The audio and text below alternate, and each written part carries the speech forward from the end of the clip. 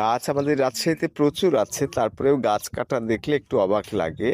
বিশেষ করে যখন গাছগুলো এমন জায়গায় থাকে যেটা ফসলের ক্ষতি করে না, মানুষের কোনো সমস্যা করে না।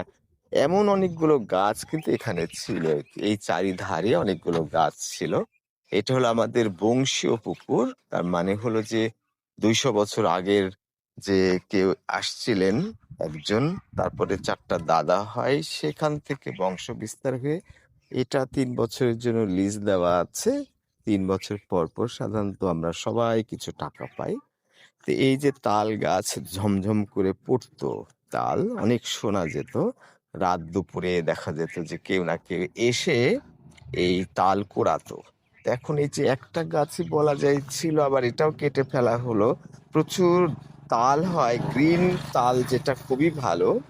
কাঁচা যেটা সবুজ, সেটাতে চমৎকার শিউলি হয়, খুব ভীষণ স্বাদের, আপনারা সবাই জানেন। কিন্তু এই গাছটা আবার শেষে কাটা হলো।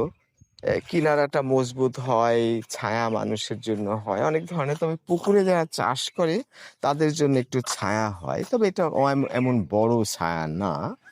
কারণ হলো যে ওইদিকে তো, এটা যেহেতু পশ্চিম পাশে, হয়তো বিকালের দিকে কিছুটা হয়।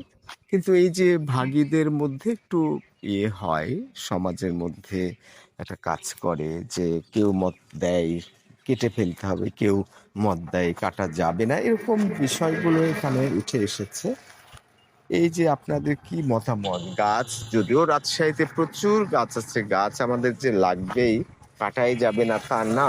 তারপরে যেহেতু পুকুরের চারপাশ ঘিরে এমন একটা সমস্যা করে না, যে কারণে আমার একটু মাথার মধ্যে কাজ করে যে এত সুন্দর গ্রামের ভেতরে চমৎকার চমৎকার নারিকেল গাছ ছিল। এই তাল গাছটা ঝাঁকটা খুব মজার, প্রচুর তাল পড়তো, সেটা আবার কেটে ফেলা হলো।